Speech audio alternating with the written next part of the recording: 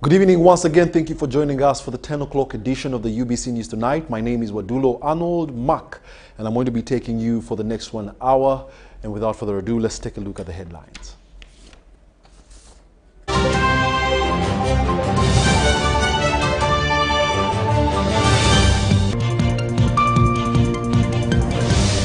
In our news tonight, President Museveni responds to the Supreme Court's ruling.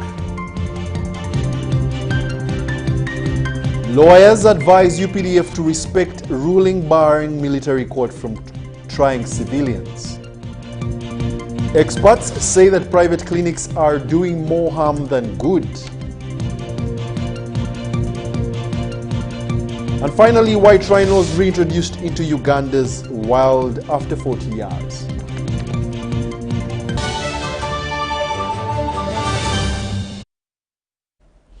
Thank you for joining us. It's now time for the news in detail.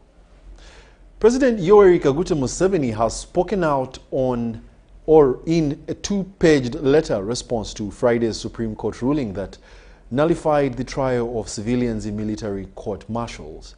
In his letter, President Yoweri Kaguta Museveni maintains that civilians found in possession with guns or ammunition which are preserve of the army should be tried in a military court-martial as a deterrent to criminality. President Museveni, however, directed the Attorney General to study the ruling of the Supreme Court and advise on necessary adjustments. Let's have a look at the detailed report. Fellow Ugandans, especially the Bazukulu, greetings. I have just come back from wonderful inspection trips for wealth creation in Busoga and Lango.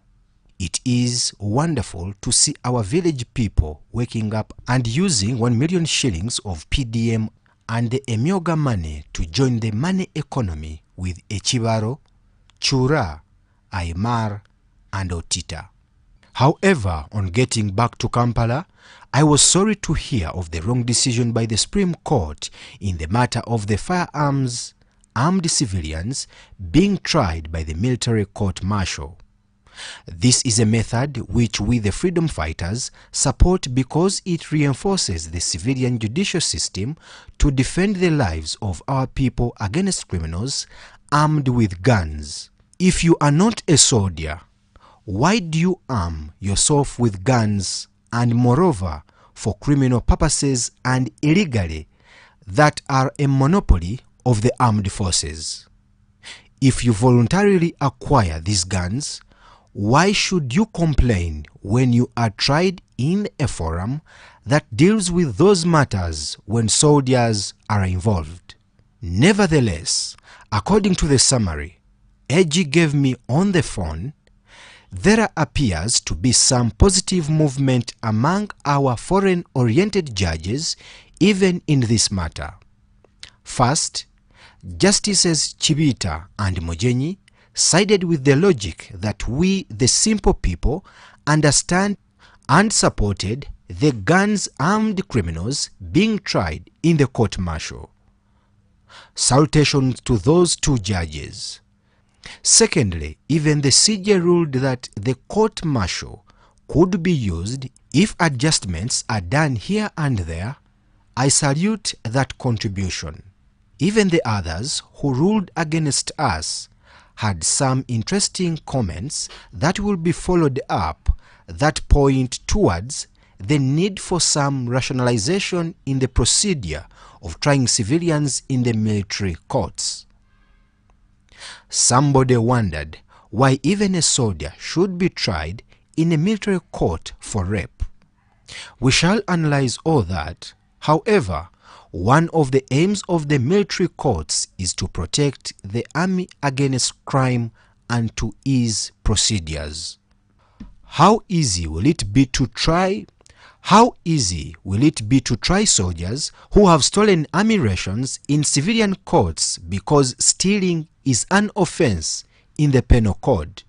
Why not try them in the military court with a right to appeal to the higher national courts if you are not satisfied?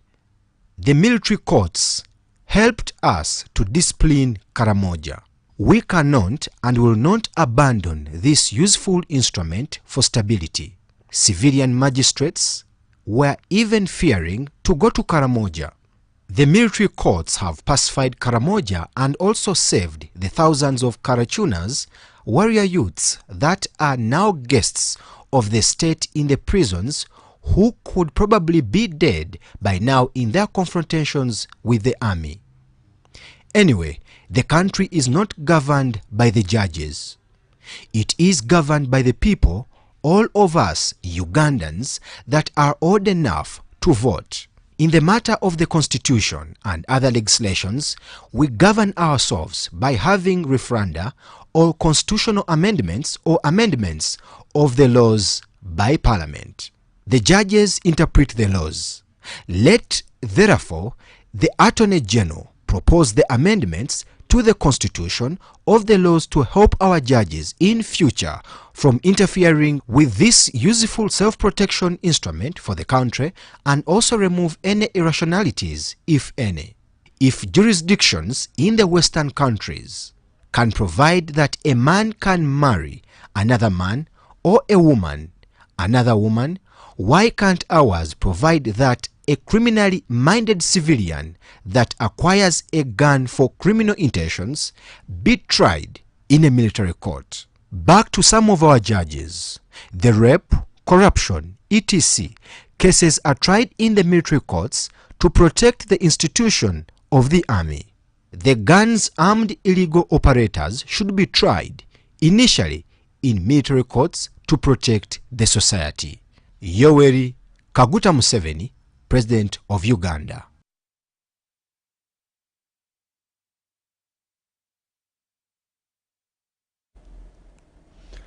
And in more news, senior lawyers Abdu Katuntu and Mukasa Mbide have welcomed the Supreme Court's ruling that nullified the trial of civilians in military courts. That's exactly what the president has been talking about. The two lawyers praised the decision, emphasizing that the Supreme Court's directive for reforms, including amendments to the UPDF Act, is a step in the right direction. Let's have a hear at what they said. In the case of Attorney General versus Michael Kabaziguruka, the Supreme Court judges ruled that military courts should no longer try civilians.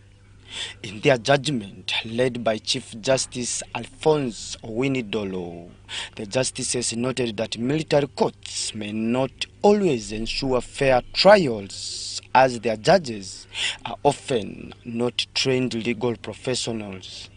Verifying that sections 2, now 1, 179, now 177, and 119.1h, now 117.1h of the UPDF Act are unconstitutional insofar as they, without qualification, allow for trial of persons subject to military law for civil offences within the General Court Martial and other military courts tribunals. Other guarantees of justice and fairness in criminal proceedings are the right to a fair trial and the right to a fair hearing as stipulated under Article 28(1) of the said Constitution. Senior lawyers Abdu Katuntu and Mukasa Mbide have hailed the ruling as a positive development for civilian justice. I think this is a fundamental decision taken by the Supreme Court of the land, the highest court in the land. It has redefined what we call military justice, that military justice or martial law is certainly for soldiers. But even then, it has advised reforms.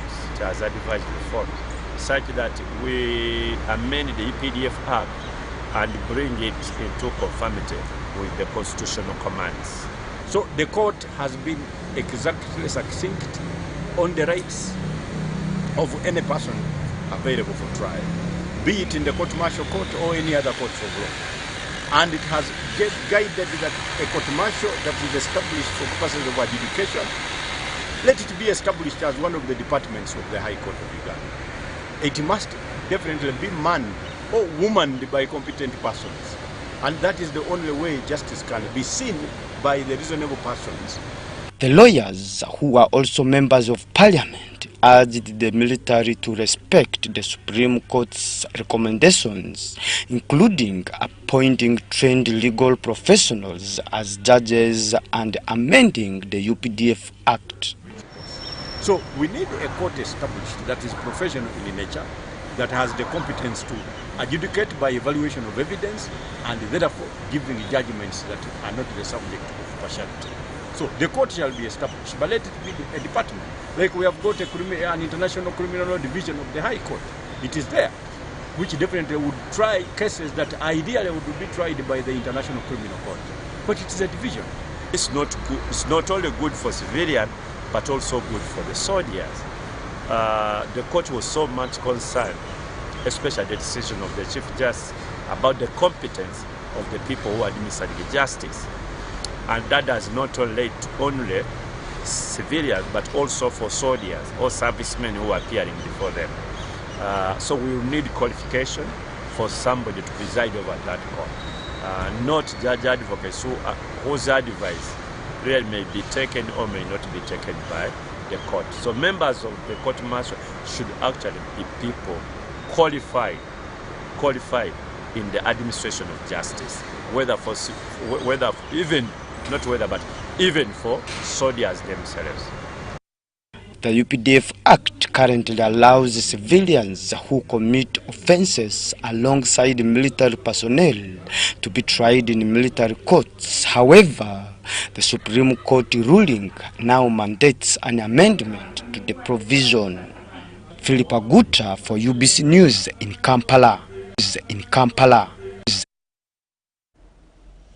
Furthermore, Prime Minister Robinah Nabbanja has joined the people of Chinena Village, Kakumiro Town Council, to update her credentials in both the NRM and National Voter Registers.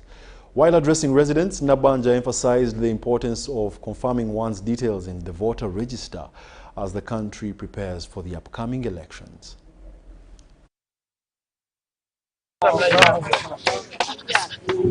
As register, I am here to check my credentials, to find out whether my name is still in the voters register. I want to confirm that I'm here, Nabbanja Robinah.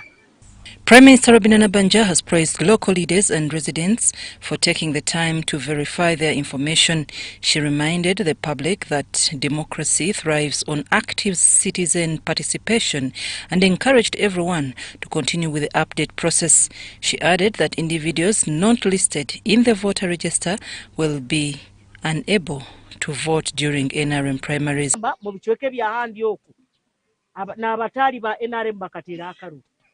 Ati basingisa abantu aba NRM basobole kutunga abantu abanafu oba tuli hamu ati nkabe ebichweka bya Buganda baruraga bona bashimba a candidate ataina maani owamaani bamuyamu usanga NRM ekozire ki egwire hali runu ebyo bikawaawo.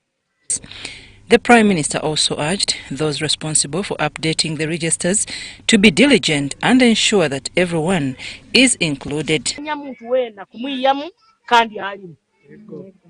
Aro musajja agambira ogwo mu police akagenda naye akaluwa akatererano. Aina n'ekibanja aina n'omukazi. Ati okutukusa muyamu.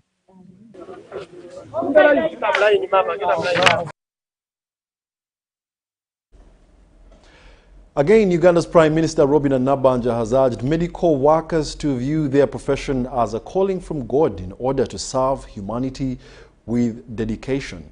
Presiding over the graduation ceremony at Mityana Institute of Nursing and Midwifery and Mityana Agrovet in Mityana District, Nabbanja, who also serves as the Kakumiro Woman MP, reaffirmed the government's commitment to improving the health sector. Over 1,500 students of Mityana Institute of Nursing and Midwifery and Mityana Agrovet received their certificates and diplomas, graced by the Prime Minister of Uganda, Robinah Nabbanja. Uganda's healthcare sector thrives on the dedication and expertise of well-trained health professionals. Today marks the beginning of your professional journey in a noble and rewarding field. Always remember that healthcare is more than a profession. It's a calling. Your role in society is critical, and you must be ambassadors of quality healthcare services wherever you go. Uganda needs you to apply what you have learned with compassion, diligence, and professionalism.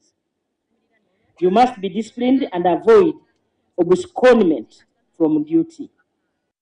Nabanja reiterated the government commitment of ensuring that the medical workers are fully facilitated to enable them provide the required health care to the people.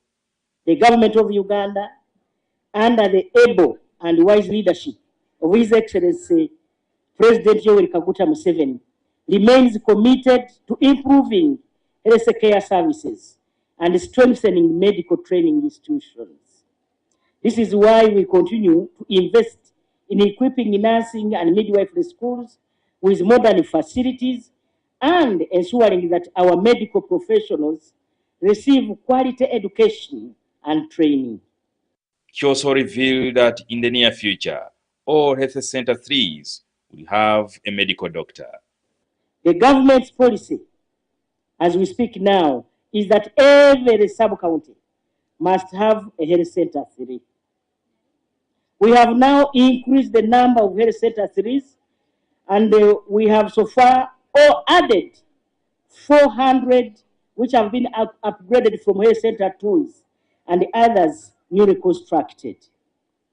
Under the new health structure, each health center 3 will have a medical doctor in the near future. The ceremony was also attended by the Minister of Lands, Judith Nabakova. And to the graduates, we ask you to be exemplary, be professional, love your job, and know that you have been called to serve. Don't be corrupted. At least act differently as you join your respective professionals. In another development, the Prime Minister represented the President at the burial of the mother of Godfrey Kiwanda, Regina Namujuzi. Kiwanda is the NRM Vice Chairman of the Buganda region. On behalf of the NRM government and on my own behalf, I send my sincere condolences and sympathies to you, Honorable Kiwanda, your family, and the people of Mityana at large for the loss of your dear mother.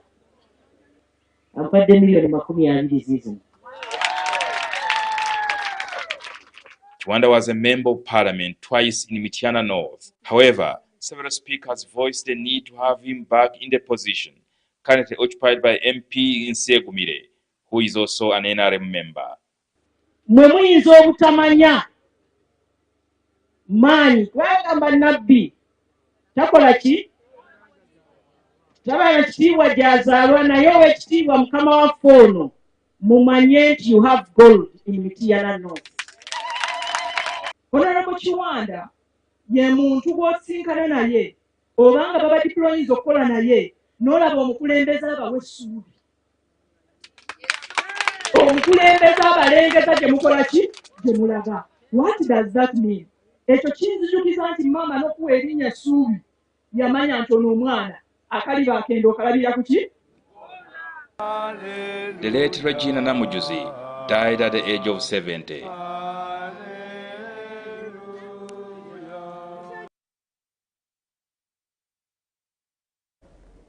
May her soul rest in eternal peace.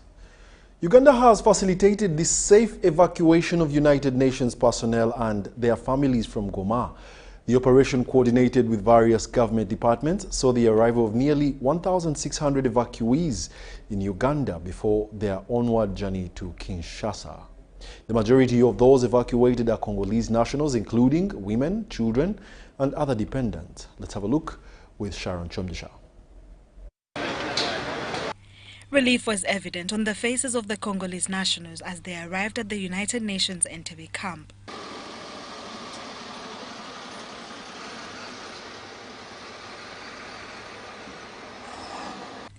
The 38 buses, carrying mostly women and children, have completed their first leg of their journey to Kinshasa.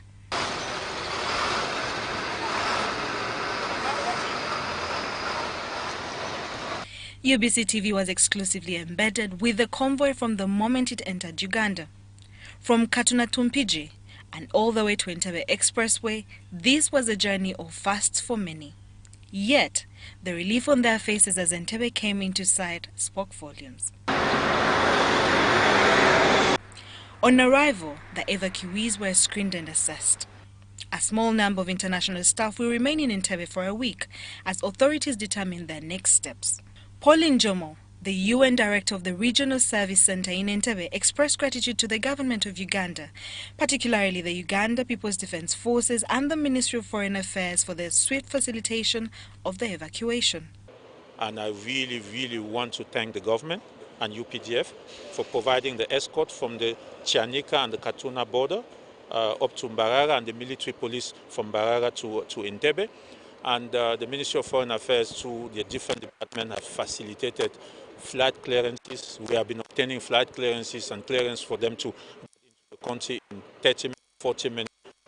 Really grateful. It's an operation of saving lives, and the government have proven that they will always be there to save lives. He further noted that chartered flights have been arranged to expedite the process. By the end of tomorrow, they will all be gone to Kinshasa. Today at 12, we repatriated 141 to Kinshasa. Tonight at 9 p.m., Ethiopian Airline charter will be taking 261. And tomorrow morning, we have a flight at 6:40, another one at 9 o'clock, another one at 10 o'clock. By the end of the day tomorrow, we'll have taken all of them back to Kinshasa. For many, the journey to safety has been grueling. Fleeing Goma, they made their way to Gisenyi and Kigali before enduring a 34-hour trip to Entebbe. UBC TV was exclusively embedded with the convoy from the moment it entered Uganda. MONUSCO has relocated its senior employees and administrative staff from Goma after the intensified fight between the M23 and the Congo government. Now, these buses have been led into the country under the protection of the UPDF. From Katuna Tumpiji and all the way to Entebbe Expressway, this was a journey of fasts for many.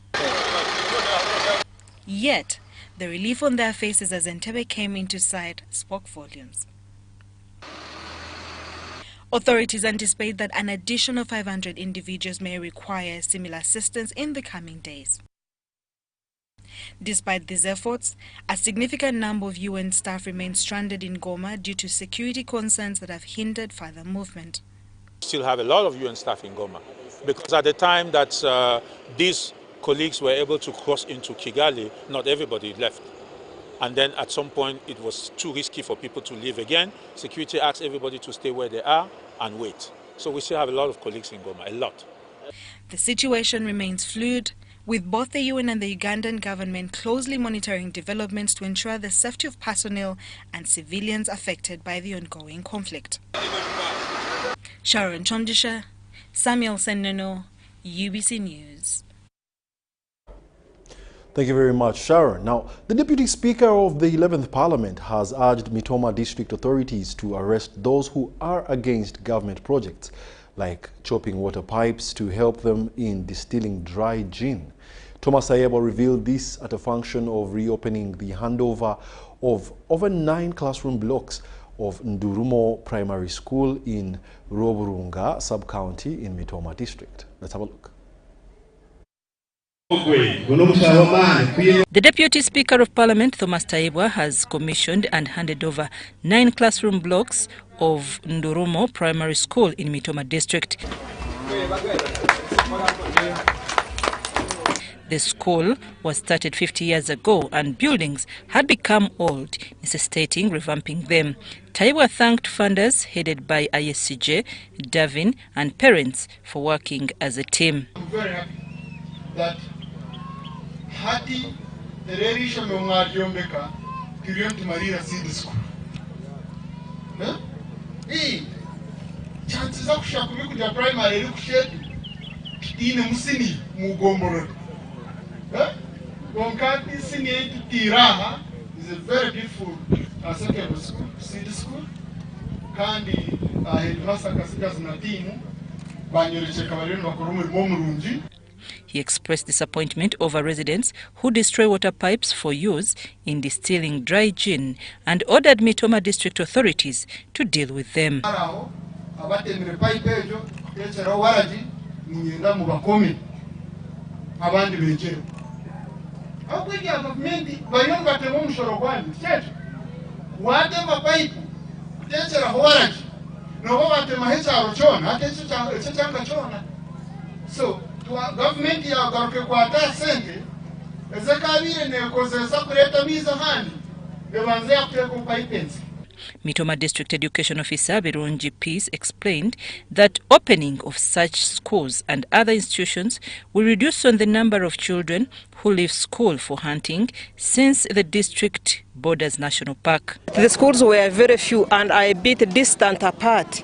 So most of the learners, being schools that neighbor the park, most of the learners would drop out of school, maybe for one or two reasons, but basically because the distances from their homes to the schools has been so big. But now, the infrastructure that there is a possibility that even some of them, with permission from the government granted, they could even be used as boarding facilities, because it is a school that has had internet put up with the Wi-Fi, with running water, so the facilities are very good. The woman member of parliament, Mitoma District, Juliet Agatha Bashaija, pledged to work together with education officials to improve quality of education in the district. We have Kabila Technical, right honorable. It is a technical school, government school, people go to even universities which are not chartered. They go to those universities, they go to Manyamongana, no Mutwaro College, and Gamarije.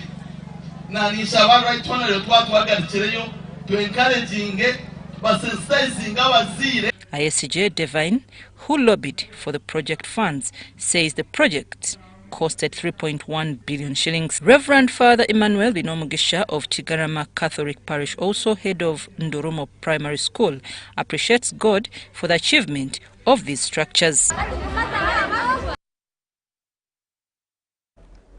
Wow, beautiful school right there. I can't believe that's actually in Mitoma. Well, we thank God for that hand that pushed for that facilitation.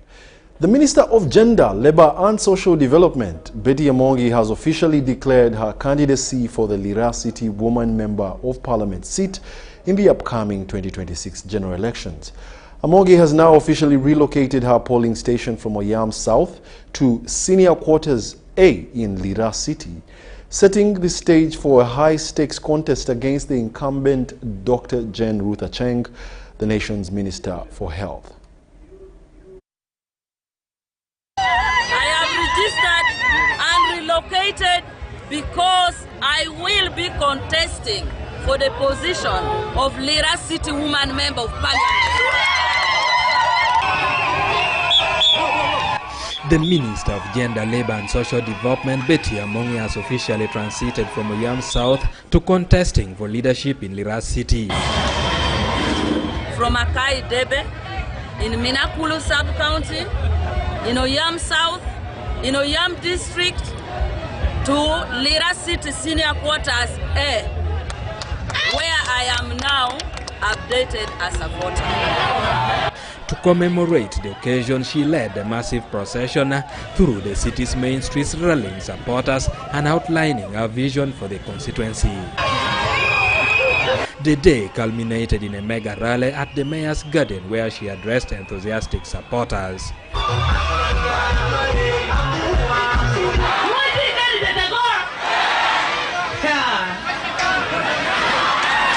The event also attracted several NRM members who pledged their support for Betty Amongi, the UPC First Lady.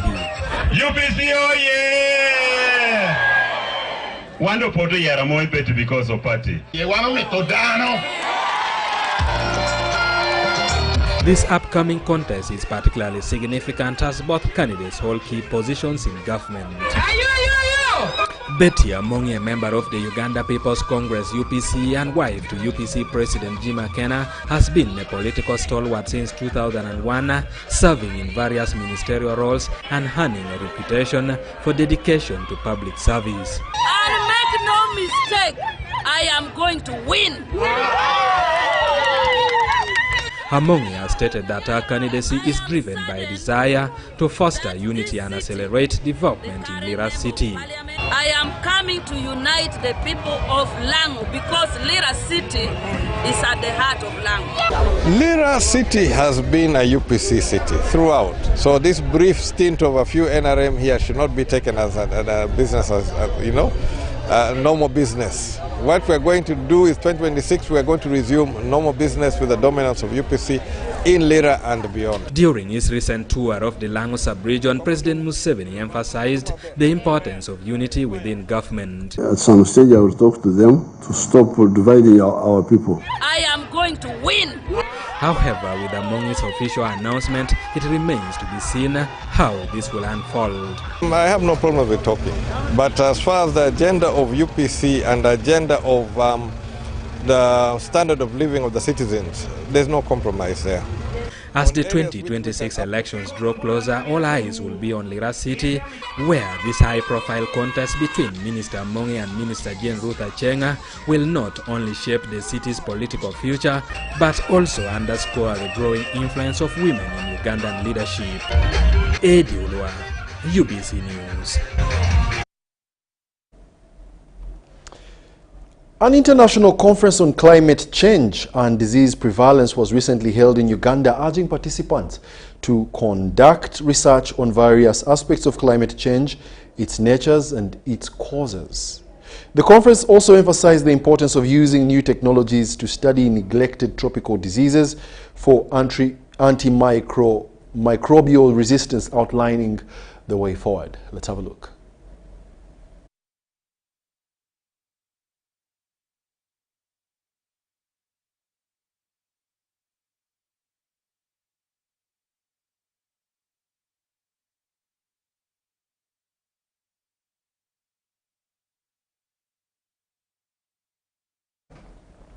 We do beg your pardon. We will bring you that story in our subsequent bulletins. A section of youth under the Africa Youth Congress has endorsed President Yoweri Kaguta Museveni for the position of National Chairperson of the National Resistance Movement and President of the Republic of Uganda.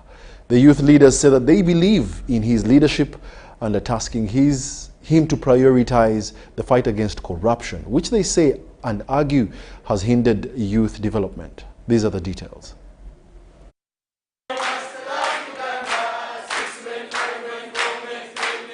The Secretary General Africa Youth Congress, Rogers Kalema, has emphasized that their endorsement of President Yoweri Kaguta Museveni is driven by the need to fight corruption, which has limited opportunities for youth employment and development. We thought it funny to be here to address four things. One, to make it clear and publish out the declaration. Two, to endorse His Excellency Yoweri Kaguta Museveni for the NRM chairmanship and also the presidency of the Republic of Uganda, and endorse the Right Honorable Rebecca Kadaga for both the secretship, all the SECA vice chairmanship, and for the speakership. Then finally, to denounce corruption and demand action. We are considering Mama Kadaga due to her seniority and the previous work. We have seen what she has done for the NRM. So we believe that her capacity and capability is enough and she is still needed. Another thing, we have seen her stand with the youth. She has stood with the youth and she supports us. So we are also supporting her back.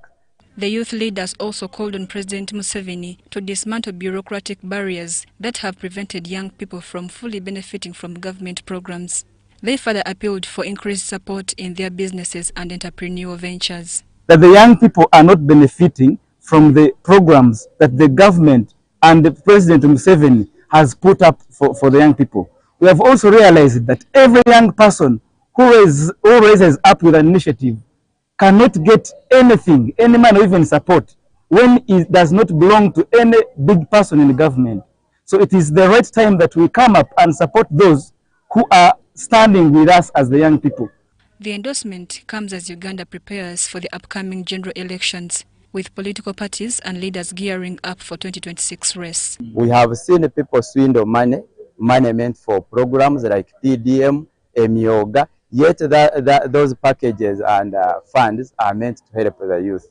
So that corruption affects the development and infrastructure of the country plus all programs, and it frustrates our future. Singa wano nina bachelor's degree in public administration. Nasoma nesa zino sirina mulimu naye mukubiri omulimu naye yanengamba president abadde kyakulabirako ekirungi natandika kutunda amanda. Evidence weri ntunda amanda ng'omuvubuka okweyimirizaawo nandiyimiridde nga MP naye tewali sente zakwewandisa nyingi nnyo. Abavuka twandiyimiridde ne tuyimirira mu bya politics naye sente za registration nyingi nnyo. Mary Namkose, UBC News.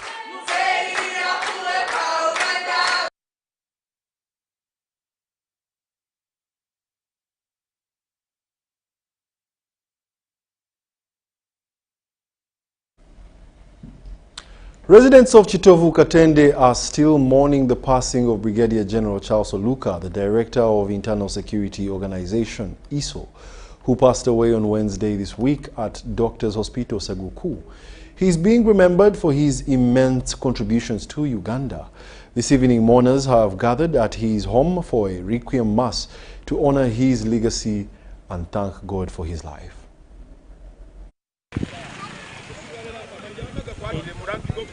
A deep sense of sorrow lingers in Chitovu, Chitende village, where Brigadier General Oluka resided. Chitovu sand suppliers, of which he was a member, remain in shock over his passing. They have praised his dedicated service and the impact he had on the community and the country at large. Amawulire g'okufa ge gatukubye enkyukwe era okuva lwe yafa tuli wano gatukuba enkyukwe tusulawo wano ngera bwe tulindirira.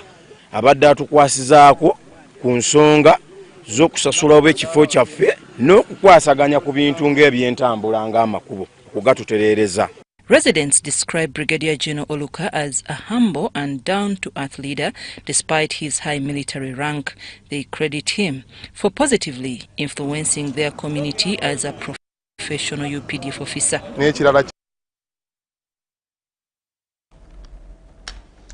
Furthermore, the Worldwide Fund for Nature has launched the demarcation of Orugere wetland in Chibare Parish, Ndaija sub-county in Rampara district. Karo Mwebaze, a representative from WWF, explained that Orugere wetland is crucial for the people of Rampara district and neighboring residents. The demarcation will help them better understand the boundaries of the wetland and how it is meant to be sustainable. Karamwebaze, a representative from WWF, acknowledged that the restoration efforts may disrupt some income-generating activities and livelihoods.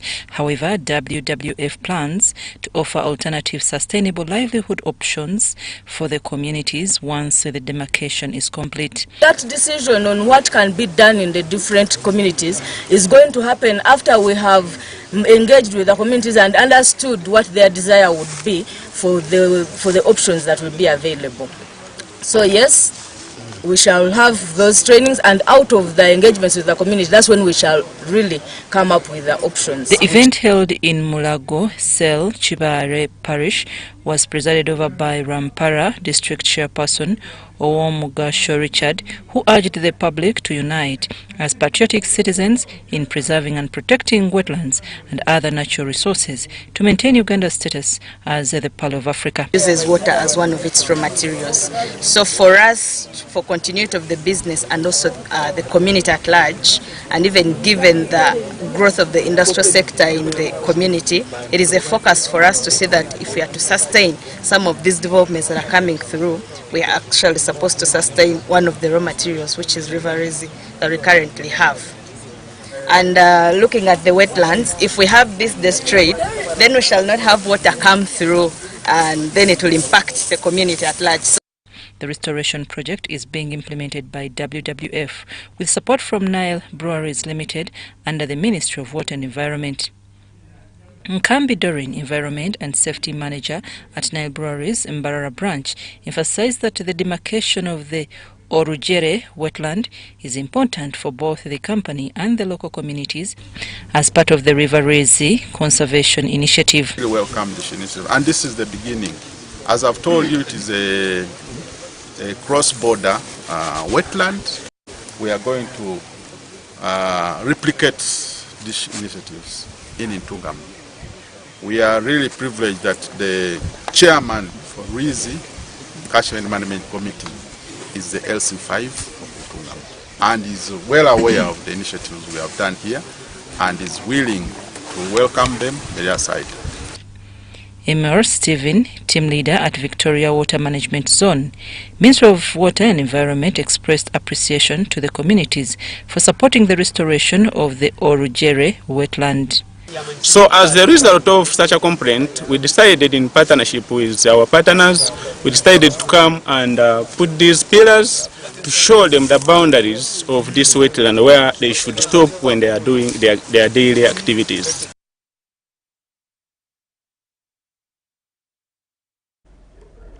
The Uganda People's Defence Forces has launched a post-Tarehe Sita celebration in Kalungu district, focusing on strengthening community ties. The opening ceremonies held in Kyamuliibwa were graced by the State Minister for Lands, Dr. Sam Mayanja, as the chief guest. He was welcomed by the Kalungu RDC, Dr. Paddy Kayondo, and other local leaders. More details in this report. State Minister for Lands, Dr. Sam Mayanja, has vowed to combat land grabbing in Kalungu district and praised the UPDF for fostering freedom, which has driven economic growth, particularly in agriculture. This was during post-Tarehe Sita celebrations held in Kalungu district. Mwebale nnyo kwagala Yoweri Kaguta Museveni. Ettaka President Museveni kye kintu kye yasooka okukolako. Naye kati mpulidde wano wegamba nti abantu babaga ku ttaka sebo nkolera alipoota. Bwe baba nga ddala gye bali nja kujja n'amagye gange bwe naaba nga nzize nange agatamala wuuno kamanda ali wano ajja kumpa emmundu ezisingawo. Kamugagga once again nange natandise okulima emmwanyi era juzi n'akantu katono nnyo bwe kati naye nakafunamu ensawo 10. Bannange bamagye mutukoze bulungi nnyo. The commander, Ahmad Brigadier General Deus Sunday, represented the CDF, General Muhoozi Kainerugaba. He highlighted the UPDF's role in liberation and maintaining strong community relations. Tuli wano kubatukira banakalungu ate tubeyanjire tubategeeze nti no bye tukola mwe mubiganyiddwamu. Kano Rukundo kyababulidde nti no emabega ebiseera ebyo enkwatagana y'omuntu wa bulijjo n'omusirikale especially amagye teyali nyangu kasito mulengera bulengezi kakokora tondekawa tondeka nyuma si bwe kiri naye ennaku zino The Deputy Chairman, Kyamuliibwa Haj Isam Bagul, urged President Yoweri Museveni to pave the Villa Maria Gombo Road as a gesture of appreciation for the UPDF's contributions. Mbasaba mutuyambe mutukolere mukolo oluguudo okuva wetwakoma tudde Masaka mututerewo kolas okutuuka ku Katonga Gomba District. The RDC, Dr. Paddy Kayondo and Kalungu Deputy Mayor Irene Nanyanzi commended Dr. Mayanja's efforts to protecting landowners and Bibanja holders, urging his continued support for land issues in Kalungu. Look at town council batuwadde ebintu bingi. Batumaliriza eddwaliro, bazimba toilet ku landing site, batukoledde ebintu nga biwera. Nzikiriza nkwebaza olw'emirimu egyo gy'okolera eggwanga naddala mu ministry mw'oli mu kigambo ky'okutaasa abantu abababbiddwako abayiikiriziddwa mu bigambo bya ettaka. The celebrations concluded with a friendly football match between the UPDF and Kalungu residents, symbolizing unity and friendship.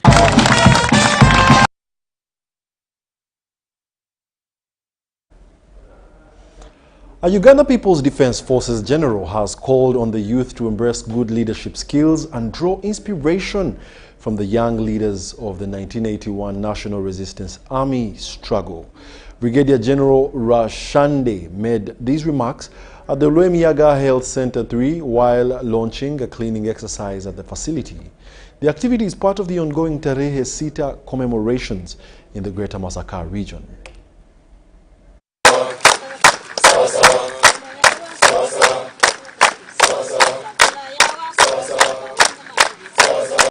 Now, we are here to celebrate Tarehe Sita, 44th Tarehe Sita anniversary. So what is Tarehe Sita?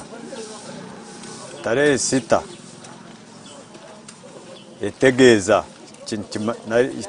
nti Tarehe Sita kimanyisa ekiro kya mukaaga. Ekiro kya mukaaga. Ekiro kya mukaaga ky'okwa kabiri 1981. Ekiro ekyo tukakisalamu kukicelebratinga ahabw'okuba nubwo President na bagenzi be bayatakinga Kabamba nibarangirira omu nsi yoona, telling the whole world that they have opened up a protracted people's war to eliminate dictatorship or the regimes that were in Uganda killing people. So when we came back, 1981, we gave back that army week of Tarehe Sita to give back to people because that war was fought by the people. That is exactly what we are doing here. UPDF has come to give back to the people for their contribution toward the liberation of their country. It's very important that at that time the youth are the ones who took up arms and fought against the dictatorship regimes that were killing, massacring, harassing the wananchi of Uganda and those who rigged the elections. The youth refused by that time. I also want to urge youth to continue focused, take up leadership courses and try to understand the history. People who don't know the history, they will not know where they are going. Understand the history, get into the shoes of us that we are now retiring so that they can maintain the mission of leadership collection in this country so that the country can continue developing on the same basis.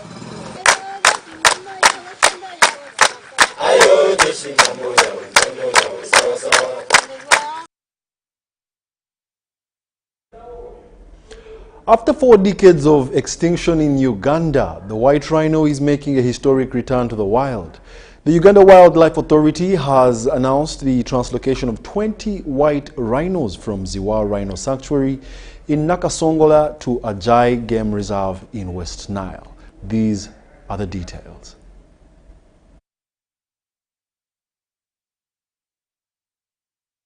The Uganda Wildlife Authority is now set to reintroduce the white rhino, which had run into extinction for over 40 years now. Officials at the Ministry of Tourism, Wildlife and Antiquities have already finalized with all the logistical requirements to effect the translocation exercise. We have been in the process of planning, we've done the EIA, we are now in the process of doing the infrastructure required at Ajai, and the moment we are ready sometime this year, we will move at least 20 rhinos from Ziwa and put them in Ajai so that we are able to, one, spread our threats and challenges, but also two, enable people to easily see. So you don't only have to go to Ziwa. If you are from Arua, you only come to Ajai and see the rhinos. The revelation was made at the opening of the 19th All Wardens Assembly held at Uwek Conservation Area in Entebbe. The Executive Director, Uganda Wildlife Authority, Mr. Sam Mwanda, says the success story of breeding and grooming wildlife species rather than importing is yielding results. Around 2005-2006, received 6 rhinos and placed them in Nakasongola at Ziwa Ranch. Those rhinos have multiplied to 44 rhinos that we have now. The place where they are is getting smaller for them. So we want to move some of them out of there, minimum of 20, and take them to Ajai. The wide-mouthed white rhino, which had disappeared on the scene because of her precious horn, will now return to Uganda's wildlife. The Director of Tourism at Uganda Wildlife Authority, Mr. Stephen Masaba, calls it a historical moment in the history of conservation, a move that will promote tourism in Uganda. Rhinos are going to be moved into Ajai and some into Maxon Falls over time, and that means we need people to be aware about rhino. Well. Yes, and Kidepo as well. These are all possible areas for rhino in reintroduction. Of course, you cannot do it in one go, so it will be Ajai, Maxon, and Kidepo within that order. The rhinos are very attractive to visitors. So by taking them to Ajai, we are creating another nucleus for tourism. A moment to celebrate a quantum leap into the future as Uganda commemorates World Rhino Day. Pathias Karekona and Kennedy Chitandwe reporting for UBC News.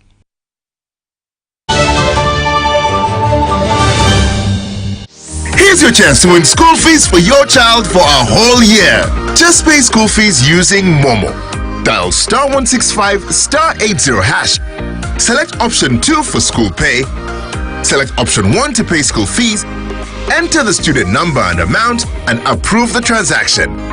You are now entered a draw to win school fees.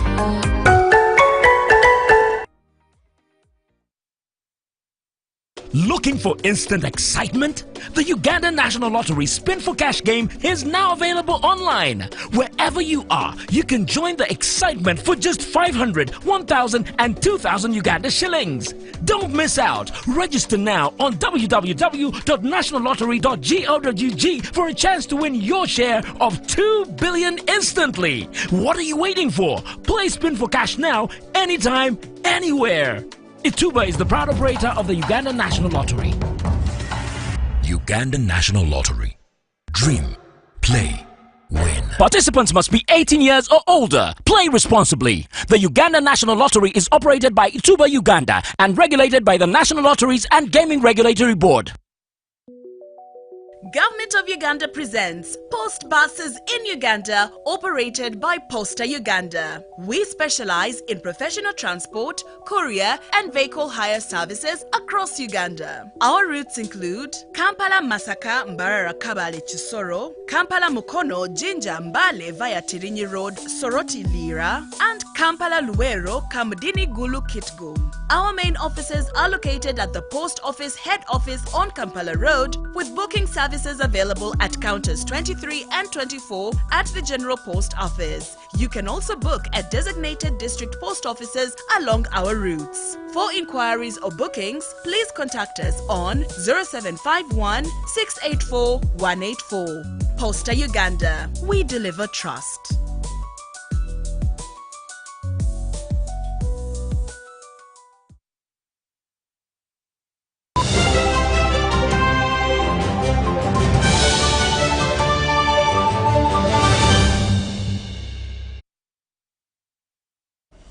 Welcome back. You're still watching the UBC News, broadcasting live from Nile Avenue. We now take you into the world of business. The Inspire Coffee Africa Park Management in Intungamo District has trained coffee farmers on viable coffee growing and post-handling recommendable practices. The company mobilized farmers from across the country in its preparation for massive takeoff in the coffee modern business. Let's have a look. Farmers in the coffee sector have been taken through a one-day training on how to harness Uganda's coffee potential at Inspire Africa Coffee Park in Ntungamo District. How do we mobilize and get together as coffee farmers and be able, one, we agreed on contract farming. Today the resolution was made and we're going to go along the country is contract farming. Contract farming means that you're able to contract with Inspire Africa, have a guaranteed market, share the profit. If there is irrigation scheme, fertilizer, insurance, taking your children to school, you're able to benefit from this. Access to markets, access to finance. This is what it means when farmers come together for a cause like this one.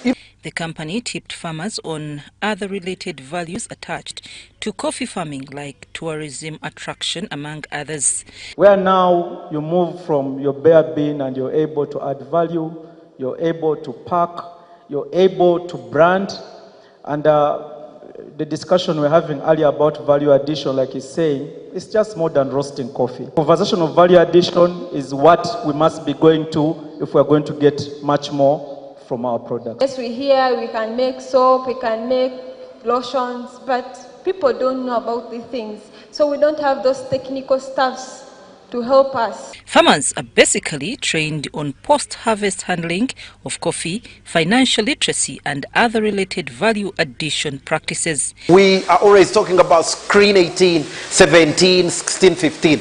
This starts at the farm level, removing aflatoxins, getting to the top quality of our coffee as a farmer, number one.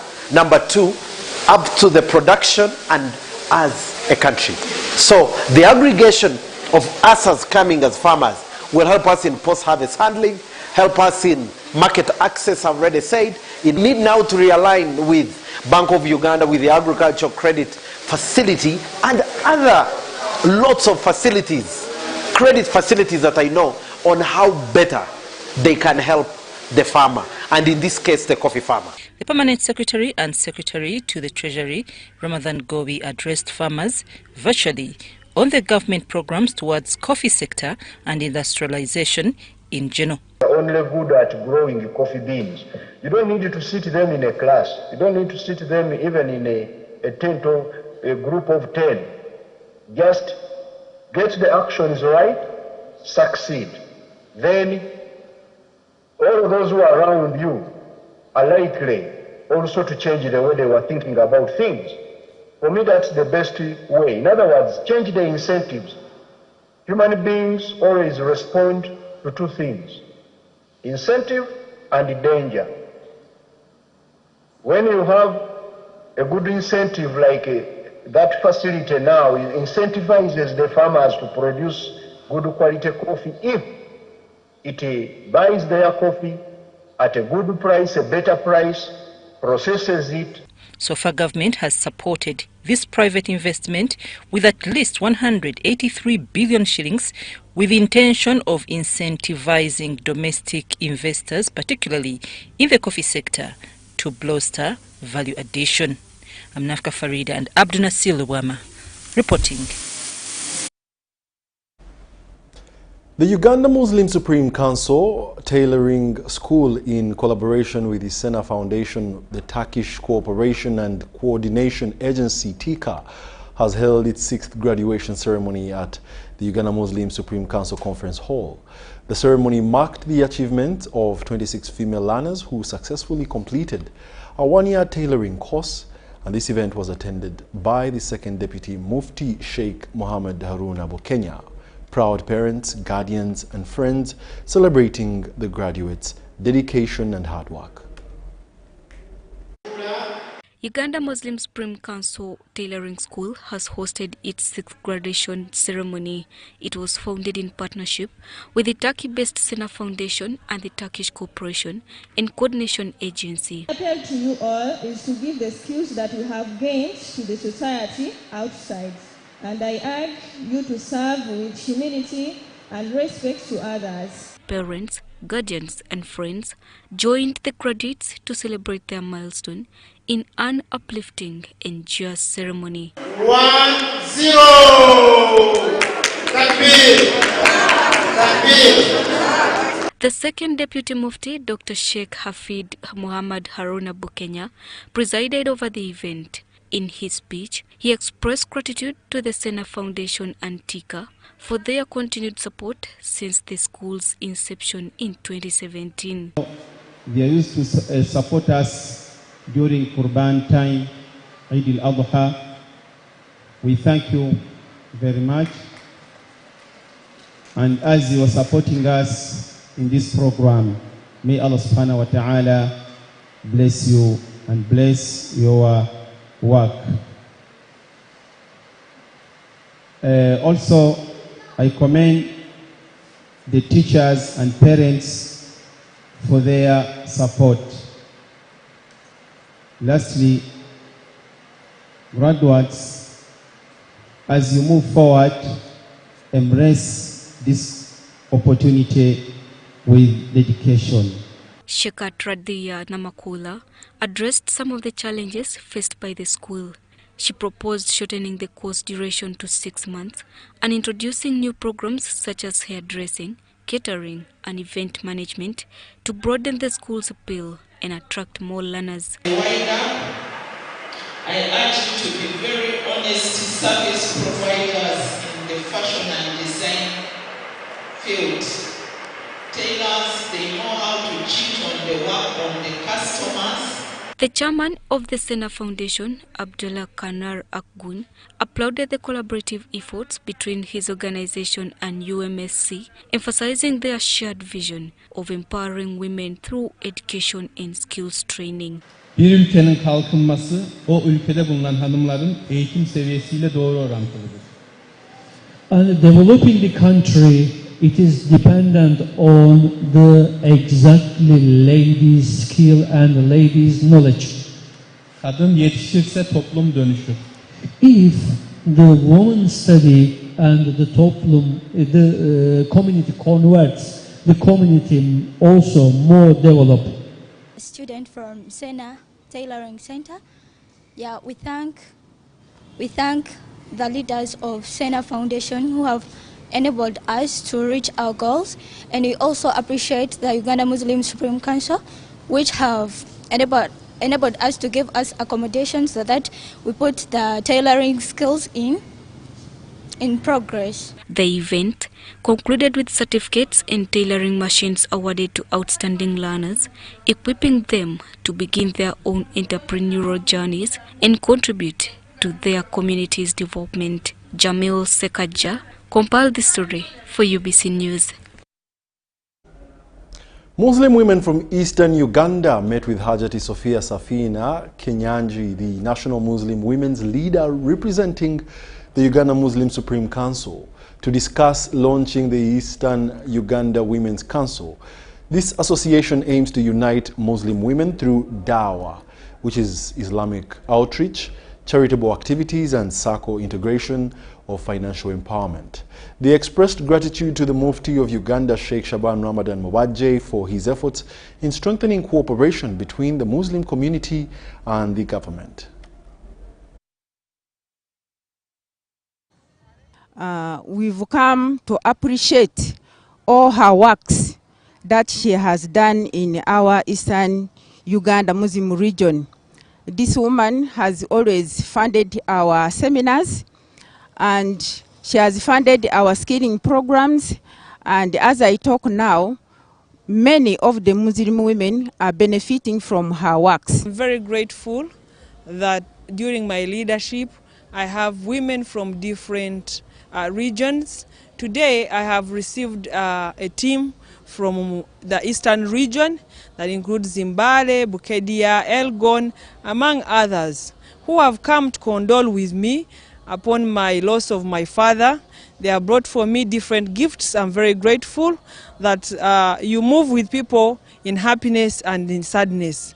I'm very grateful that these people also came to tell me about their programs and their progressive reports, whereby they have done a lot of developments in Dawah and development. They have started schools, they are motivating other women. Very happy that we are moving with such women in our dini, in our religion, and we hope to support them. They also asked about the pledge of the president, which I informed them that we have not yet received this pledge, but it is in progress. So I try to inform them that this pledge is seed money, whereby we need to work hard in saving schemes, and we identify different activities that will transform our societies economically. We take opportunity to thank His Eminency that has created a room for women leaders in the whole country. We thank the President of Uganda, who has empowered women since his leadership, and we are moving steadily and forward. I encourage women as we move into the political arena or political season. Please, Muslim women, stand up, go and stand for these positions. It's not haram. You can stand for this position, LC1, LC2, as much as you're serving Islam.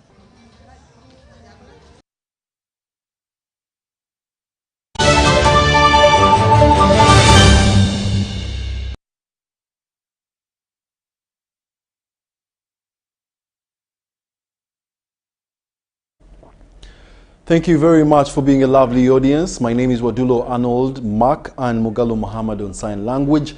And of course, as UBC, we do remind you to go make sure that you are on a voter register. We're still within the 20-day scope that the Electoral Commission gave. Ensure that you are mandated to vote. Otherwise, thank you very much and have yourselves a lovely evening.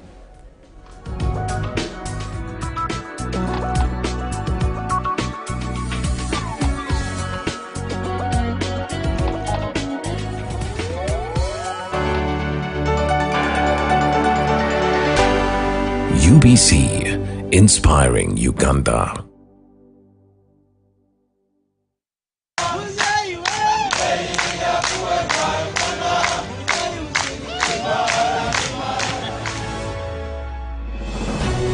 On Thursday, 6th February 2025, Greater Masaka region will host the 44th Tarehe Sita anniversary celebrations. Tarehe Sita commemorates the launch of the National Resistance Army's liberation struggle on 6th February 1981.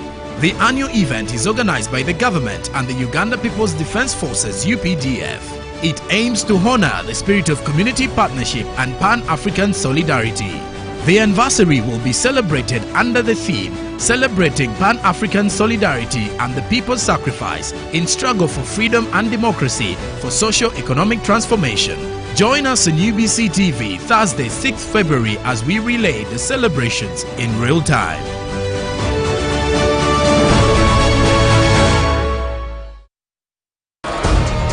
Feel the passion of Europe's top soccer league.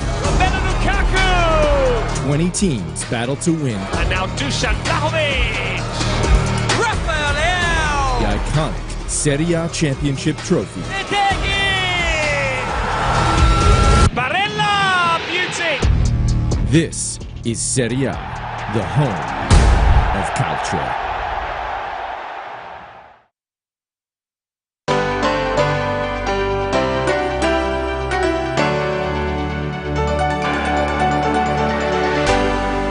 UBC, inspiring Uganda.